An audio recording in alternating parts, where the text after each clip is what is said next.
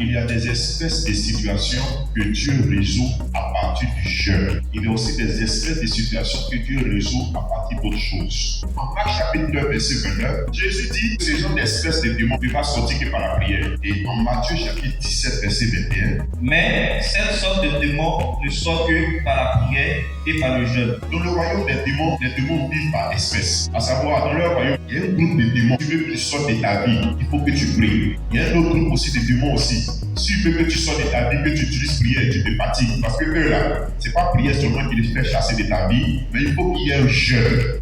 Dieu a fait le monde de sorte que le monde est fait de différentes espèces. Et comme le monde est fait de différentes espèces, il y a des situations que telle chose peut régler. Il y a d'autres situations aussi que telle autre chose peut régler. Et c'est pourquoi il y a des moments là, il y a des problèmes, il y a des situations dans nos vies là. Si on n'a pas fait des moments de jeûne, ces situations ne vont jamais se résoudre. La majeure partie des églises, on peut ne pas parler des saints.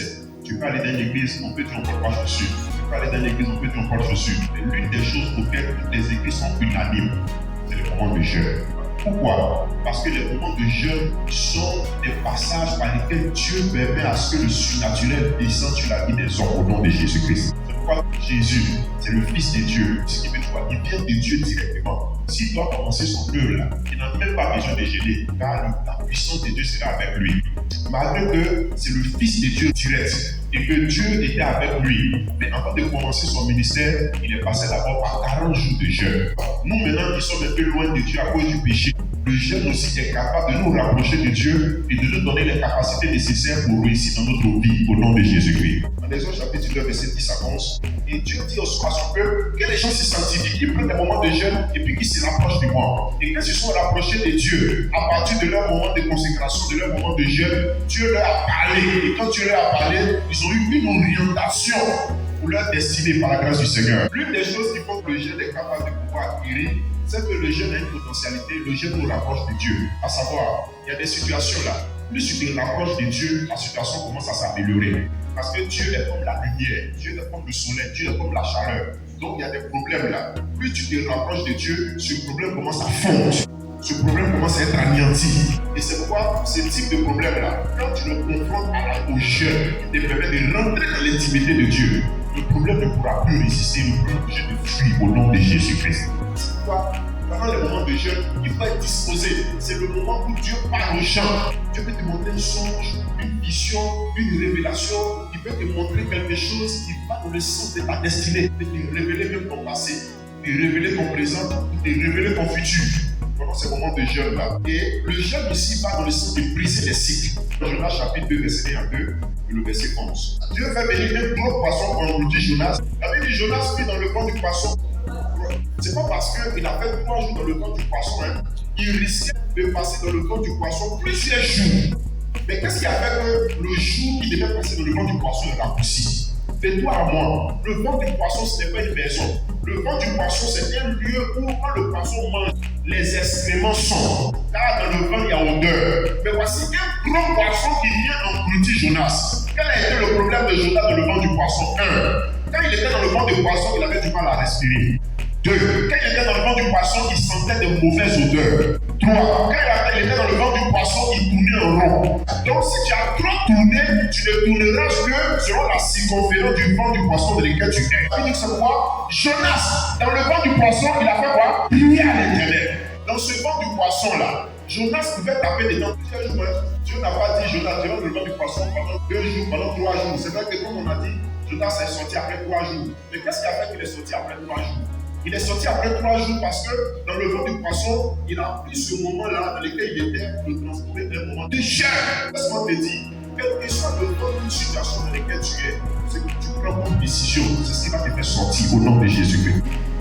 Monter les têtes, Dieu a entendu sa voix. Et quand tu as entendu sa voix, là, comment Dieu a résolu d'entendre sa voix? Il est sorti du poisson. Donc le jour il est sorti du poisson, il a fait combien de jours dedans? C'est Dieu qui a pris qu'il passe 3 jours. Mais qui a fait qu'au lieu de faire 10 jours, il a fait 3 jours. Lui-même.